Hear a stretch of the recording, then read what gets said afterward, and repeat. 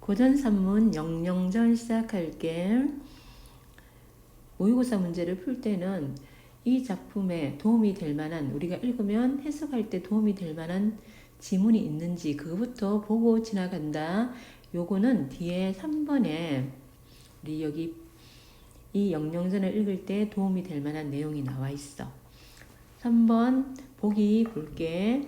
영영전은 궁녀인 영영과, 자, 영영이라는 인물이 나오는데 얘는 궁녀야. 그리고 선비인 김생, 두 사람이 주인공이겠지, 그지? 이 두 사람이 신분을 초월한 사랑을 그린 작품이래. 왜 신분을 초월한 사랑일까? 옛날에 궁녀 있지. 옛날에 궁녀는 그 왕자면, 그 왕자의 궁녀면 그 왕자와 결혼한 거나 마찬가지야. 다른 외간 남자 만나면 안 되고, 궁궐에 한번 들어오거나 아니면 뭐 그 왕자의 저택에 한번 들어가면 죽어서 외에는 나올 수가 없어. 그런 인물이었어. 그러니까 김생하고의 사랑이 신분을 초월한 사랑이 되겠지. 주인공 영영을 통해 조선시대 궁녀의 폐쇄적인 생활상을 엿볼 수 있으며, 아, 궁녀들은 폐쇄적인 생활을 했네. 그리고 영영의 신분은 김생과의 사랑을 가로막는 장애물로 작용한다. 이 궁녀인 이 신분이요, 장애물로 작용하는 거야. 김생은 영영을 만나기 위해 노력하며 이 과정에서 김생이 영영을 만나도록 도와주는 인물, 이 도와주는 인물이 우리 뭐라 그래? 조력자라 그래. 우리 고전소설에 보면 항상 조력자들이 나와요. 조력자들이 나와가지고, 그러면 도와주는 인물이 누군가도 살펴봐야겠네, 그치? 조력자들이 등장하고요. 결국 조력자들의 도움으로 영영과 김생은 사랑의 장애물을 극복하고 궁녀 신분을 극복했다는 소리네, 그지? 그리고 사랑을 성취하여 행복한 결말을 맞이하게 된다. 행복한 결말을 맞이하게 되고요. 그러면 앞에 거 내용 보면서 할게요. 우리가 고전소설은 전체 내용을 알고 있으면 정말 도움이 되거든. 그러면 영영전의 전체 내용 줄거리를 갖다가 옆에 있으니까 한번 보자. 배경은 명나라 효종 때가 돼 있어. 명나라 배경이 명나라 배경이지만은 사실은 조선시대 얘기를 하는 거야. 김생이라는 인물이 있어요. 자, 어느 날 술을 마시고 길을 가던 중 영영을 만난 거야. 영영이 궁궐에 있는데 어떻게 만났을까? 자, 영영이 부모님 제사라서 잠시 나온 사이에 만난 거야. 김생의 남자 종인 막동이가 영영의 이모인 노파와 친해지게 되어 노파를 통해 영영이 해상군의 신녀임을, 궁녀임을 알게 되는 거야. 그러면 이 노파는 뭐가 되겠을까? 조력자가 되겠지, 그치? 조력자가 되고요. 노파의 주선으로 근녀와 만나게 되고, 그러나 이들은 그 후 만날 길이 없어 오랫동안 보지 못하고 영영은 그리움에 자결까지 하려던 영영이 너무 그리워 자결까지 하려던 김생이 마음을 잡고 가그를 보고 장흥급제합니다. 하지만 영영의 만날 길은 없어. 편지만 주고 받을 뿐이야. 그리고 그리움에 결국 알아눕는데, 근데 김생의 친구이자 해상군 부인의 조카인 이정자가요. 자, 해상군, 영영이 누구의 궁녀? 해상군의 궁녀잖아, 그치? 해상군의 궁녀인데, 해상군의 부인이 조카인 이정자. 그러면 다시 만날 길이 생기는 거야. 이 이정자를 통해서 도움으로 영영과 재회합니다. 그러면 이정자도 조력자다, 그지? 이후 김생은 벼슬도 사양하고 영영과 남은 여생을 보내면서 해피엔딩으로 끝납니다. 이게 전체 줄거리야. 김생과 영영의 사랑 이야기인데, 영영은 궁녀라서 김생과 자유로운 사랑을 할 수가 없고, 그런데 누가 도와줘요? 처음에는 노파가 도와주고 영영의 이모가 도와주고, 두 번째는 친구인 이정자가 도와주는데, 이정자는 해상군 부인의 조카인 거야.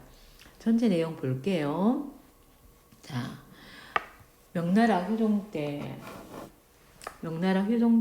이게 이제 시간적 배경이 되는데, 사실은 이게 이 얘기를 해도 언제 얘기라고?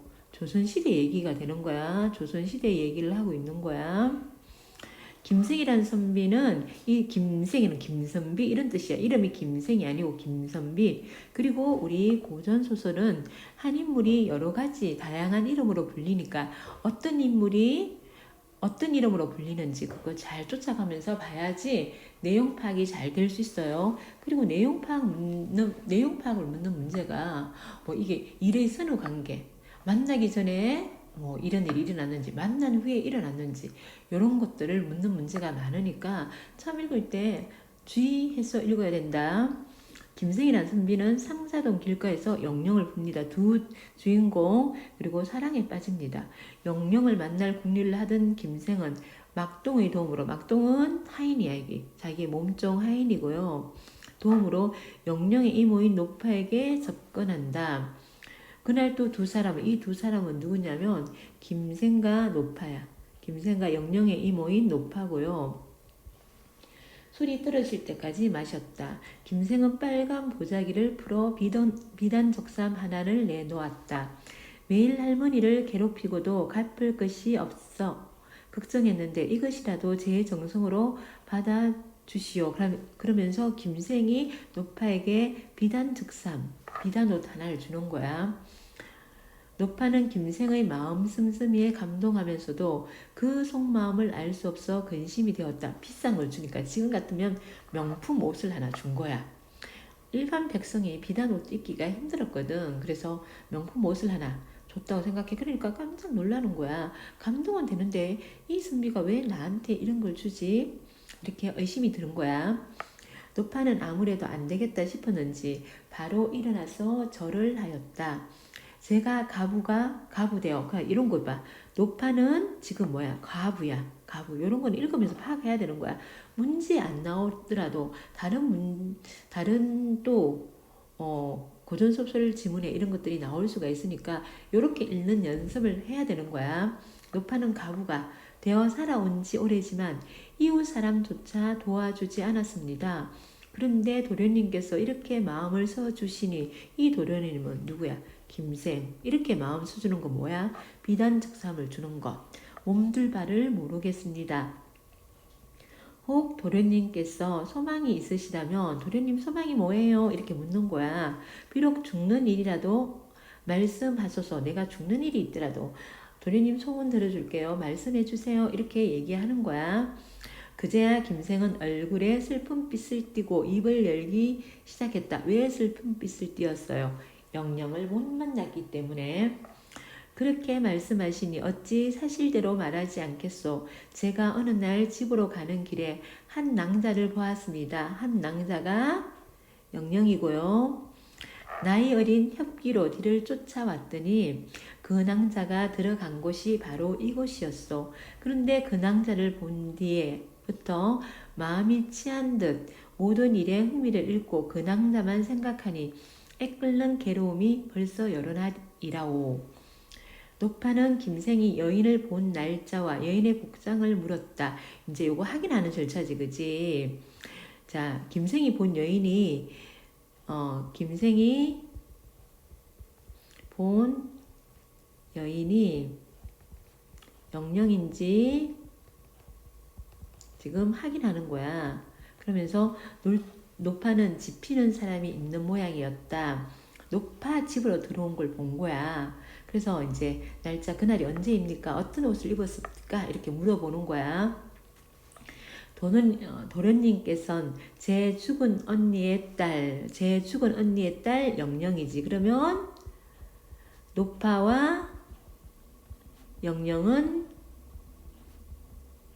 이모, 조카 사이인 거야.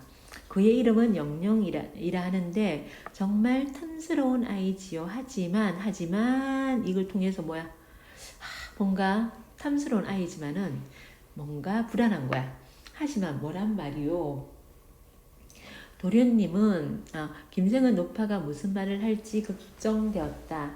그걸 아는지 모르는지 노파는 김생보다 더 심각한 표정으로 말을 이었다. 도련님은 그 애 만나는 것조차 어려울 것입니다. 왜? 해상군의 궁녀이기 때문에. 해상군의 궁녀는 해상군과 결혼한 거나 마찬가지야. 실제 뭐 잠자리를 같이 하거나 혼인 같은 거 안 해도 그런 게 없어도 해상군하고 결혼한 거나 마찬가지고 해상군 외에 다른 남자를 만나면 안 됩니다. 해상군의 국녀이기 때문이고요. 그건 무슨 말이요? 그 애는 해상군의 신녀입니다. 궁중에서 나고 자라 문 밖에 나서지 못합니다. 이건 뭐 궁중에서 자고 나라 문 밖에 나서지 못한다는 것은 조선시대 궁녀들의 폐쇄적 생활임을 알 수 있지. 궁녀의 폐쇄적 생활.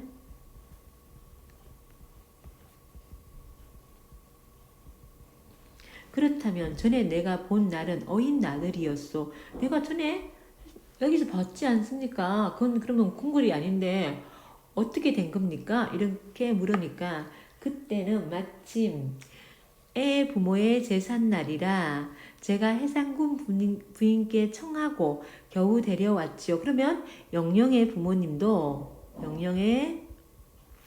부모님이 모두 돌아가셨다는 걸 알 수 있지. 돌아가셨고요. 부인께 특별히 제삿날이니까 영영 잠깐 보내주시면 안 되겠습니까? 이렇게 청해서 왔다는 거야. 영영은 자태가 곱고 음률이나 그래도 능통해 해상군께서 첩으로 삼으려 하신답니다. 다만 그 부인의 투기가 두려워 뜻대로 못할 뿐이랍니다. 해상군 부인의 투기가 두려워가지고 뜻대로 못한대요. 이거는 정말 해상군 부인은 이렇게 투기에 심한 사람이 아니고요. 뒤에 보면 이 해상군 부인이 오히려 영영과 김생이 연결되도록 이어주는 그런 역할을 해요. 조력자 역할을 합니다. 이 부인도 자 뒤에는 조력자 역할을 합니다. 조력자 역할을 하는 인물이야. 김생은 크게 한숨을 내쉬며 탄식하였다. 이 부분에서는 조력자 역할을 하는 건 알 수가 없어. 뒷부분에서 알 수가 있어. 결국 하늘이 나를 죽게 하는구나. 얼마나 첫눈에 반해가지고 이렇게 상신하는 사람이 있을까? 하여튼 소설이니까. 노파는 김생의 병이 깊은 것을 보고 안타까워했다. 노파는 그렇게 김생을 바라보고 있다가 한참 만에 입을 열었다. 방법이 없는 것은 아닙니다. 노파가 생각하는 방법 뭘까요? 그래요? 그것이 무엇이요? 빨리 말해보시오.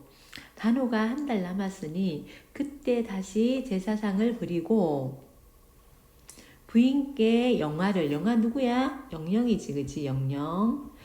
보내주십사고 청하면 그리 될 수도 있습니다. 내가 한번 제사를 다시 한번 다른 날이니까 다시 부모님께 제사 지낸다 그러고 해상군 부인에게 한번 말해 볼게요. 이게 이제 노파가 제시한 만날 수 있는 방법이지. 만날 수 있는 방법이고요. 김생은 그 말을 듣고 뛸 듯이 기뻐했다. 할머니 말대로 된다면 인간의 5월은 곧 천상의 칠석이요. 이 말이 뭐야? 7월 7석은 견우와 직녀가 1년에 한 번 만나는 날이지. 5월 5일에 누굴 만날 수 있어? 영영을 만날 수 있지, 그지? 견우 직녀가 7월 7석에 만나듯 김생과 영영이 다른 날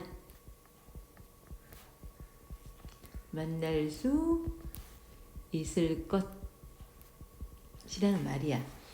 김생과 노파는 그렇게 서로 이야기하면서 영영을 불러낼 계획을 세웠다. 마침내 노파와 약속한 날이 되었다. 김생은 날이 밝기도 전에 그 집으로 달려갔다. 그리고 중략된 거야. 그 뒤 어떻게 됐나 보자. 영영을 그리는 마음은 예전보다 2배나 더 간절하였다. 자, 여기에서 가운데 부분이 뭐냐면 김생이요 장은급제하고요. 김생이 장은급제를 해요. 장은급제를 하고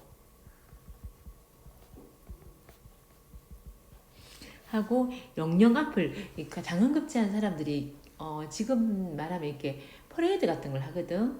그러니까 사모간지를 쓰고 이게 거리를 이렇게 돌아다니는 거야. 퍼레이드를 한번 하는데 그 앞에서 해상군 집 앞에서 김생이 일부러 말해서 떨어져요.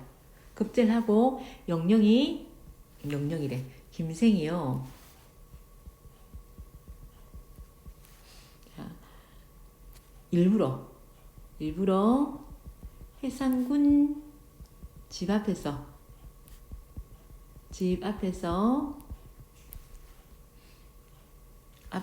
앞에서 말해서 떨어집니다. 떨어져 가지고 그러니까 사람들이 놀래가 김생을 안으로 모시는 거야. 안으로 모셨는데 그때 또 있잖아. 저 멀리서 이제 영영을 보고 영영이 또 약을 갖고 영영 보고 이제 약을 갖다 주라 그러거든. 영영이 약을 갖다 주는 역할을 하면서 김생하고 영영이 잠깐 또 봅니다. 그리고 이제 영영을 그리는 마음이 예전보다 2배나 더 간절해져요. 그러나 청조는 파랑새야. 옛날에 사랑을 전해주는 거 이런 거 파랑새라고. 자, 파랑새가 오지 않으니 소식을 전하기 어렵고 흰 기러기는 오래도록 끊겨 편지를 전할 길이 없었다. 끊어진 검문고줄 다시 맬 수 없고 깨어진 거울 다시 합칠 수 없으니 이 검문고줄 끊어진 검문고줄 깨어진 거울은 뭘 얘기할까요? 영영과의 사랑이 이어지지 못함을 얘기하는 거야. 합칠 수가 없으니 가슴을 졸이며 근심을 하고 이리저리 뒤척이며 잠못 이룬들 무슨 소용이 있겠는가 하면서 수리법을 사용해가지고 여기 청조가 여기서부터 여기까지는 지금 못 만나는 걸 갖다가 깨어진 거울, 끊어진 검문고 했지 그지? 이런 비유적 표현을 썼지 그지? 비유적 표현을 써가지고 김생의 다시 영영과 만날 수 없는 김생의 상심한 마음을 드러내고요. 상심한 마음을 표현하고 있고요. 자, 마침내 몸이 비쩍 마르고 병이 들어 자리에 누워 있었다. 그렇게 2달이 지나니 김생은 죽은 몸이나 다름없었다. 얼마나 사랑했길래 이럴까? 마침 김생의 친구 중 이정자, 이 이정자는 뭐라 그랬어? 조력자지, 그치? 이정자가 김생을 보러 온 거야. 라고 하는 이가 문병을 왔다. 정자는 김생이 갑자기 병이 난 것을 이상해했다. 병들고 지친 김생은 그의 손을 잡고 모든 이야기를 틀어놓았다. 정자는 모든 이야기를 듣고 놀라며 말했다. 자네 병은 곧 나을 걸세. 왜 낫는다고 그래? 해상군 부인이 내겐 고모가 되는 분이라네. 자, 여기는 자, 이렇게 A 이렇게 나와요. 자, 우리 문제에서 A, B 이렇게 나오잖아. 그렇지만 A, B에 대한 문제를 내겠다는 거지. 그러면 잠깐 뒤로 가서 문제를 보고 와. 자, A, B에 나타난 인물의 말하기에 대한 설명을 찾아라는 거야. 그러면 누가 누구에게 말하는 건지 알아야겠지, 그지? 이건 누가? 이정자가 김생에게 얘기한다, 그지? 이정자가 김생에게 얘기하고요. 그러면 어떤 내용인지 보자. 해상군 부인이 자기 고모래요. 그리고 그분은요, 이 해상군 부인은요, 의리가 있고 인정이 많으신데 아까 질투해가지고 해상군 부인이 질투해서 그래서 영영을 첩으로 들이지 못한다고 했는데 그건 아니자, 그지? 그러니까 의리가 있고 인정 많으시대. 그 부인이 소처는요, 남편을 이르는 거야. 남편이면 누구야? 해상군이네, 그지? 해상군이고요. 해상군을 잃어누라. 그러면 해상군은 지금 죽었다, 그지? 해상군이고 해상군은 죽었다, 그지? 가상과 보화를 아끼지 아니하시고 희사와 보시를 잘하시니 이 해상군 부인은요, 마음이 늙고 인정이 많고 그리고 남편이 죽은 후에 그 재산을 남에게 잘 베푼대요. 베푸는 걸 말하는 거야. 희사와 보시는 베푸는 거. 내 자네를 위하여 애써 보겠네. 그러면 이건 뭐 이정자가 김생에 어떤 거 하는 거야? 김생을 위로하면서 위로하면서 도와주겠다고 하는 거지. 나 너를 위해 도와줄게. 도움이 될 수 있도록 해줄게. 이렇게 얘기하는 거지. 그지? 김생은 뜻밖의 말을 듣고 너무 기뻐서 병든 몸인데도 일어나 정자의 손이 어스러져라 꽉 잡을 정도였다. 김생은 신신부탁하여 정자에게 절까지 하였다. 정자는 그날로 부인 앞에 나아가 말했다. 부인은 누구야? 해상군 부인이지. 해상군 부인에게 나가서 얼마 전에 장원 급제한 사람이 이 사람이 누구야? 김생이지. 여기 문 앞에 지나다가 말에서 떨어져 정신을 차리지 못한 것을 고모님이 시비에게 명하여 사랑으로 데려간 일이 있사옵니까? 이 사람이 누구야? 김생. 있지. 그리고 영령에게 명하여 차를 올리게 한 일이 있사옵니까? 영령이라는 궁녀에게 차를 올리게 했대요. 네. 그럼 여긴 지금 누구와 누구에 대하여? 그 사람이 이거 이정자가 해상군 부인에게 얘기하는 거지. 이거는 문제에 나오니까 잘 봐야겠지. 그 사람이 바로 저의 친구로 김모라 하는 이유입니다. 그런 재기가 범인을 지나고 풍도가 속되지 않아. 그러니까 걔 되게 비범한 인물이다. 장차 크게 될 인물이옵니다. 불행하게도 상사는요. 그리움 사랑이야. 그리움 사랑을 얘기하는 거야. 상사병에 걸렸다. 누구를 무척 그리워서 병이 되었다는 소리야. 상사의 병이 들어 문을 닫고 누워서 신음하고 있은지 벌써 두어 달이 되었다 하더이다. 제가 아침 저녁으로 왔다 갔다 하면서 문병하는데 피부가 파리해지고 목숨이 아침 저녁으로 불안하니 매우 안타까이 여겨 병이 든 이유를 물어본 적 영령으로 인함이라 하옵니다. 영령을 김생에게 주는 것이 어떠하겠습니까? 해상군 부인에게 지금 뭐 하고 있어? 영령을 김생에게 보낼 것을 요청하고 있지. 요청하고 있습니다. 부인이 듣고 나서 내 어찌 영령을 아껴 사람이 죽도록 하겠느냐. 보내겠다는 얘기지. 보내겠다. 영령을 보내겠다 하였다. 부인은 곧바로 영령을 김생의 집으로 가게 하였다. 그리하여 꿈에도 그리던 두 사람은 서로 만나게 되니 그 기쁨이야 말할 수 없을 정도였다. 김생은 기운을 차려 다시 깨어나고 수일 후에 일어나게 되었다. 이로부터 김생은 공명을 사용하고, 그러니까 부귀 공명을 사용했다. 벼슬길에 나가지 않았다는 얘기지, 그지? 그러면 뭘 선택했다? 사랑을 선택했다. 영령과 더불어 평생을 해로하였다. 사랑을 선택하고, 그리고 고전소설의 일반적인 특징, 행복한 결말로 끝을 맺습니다. 행복한 결말입니다. 여기까지고 수고하셨습니다.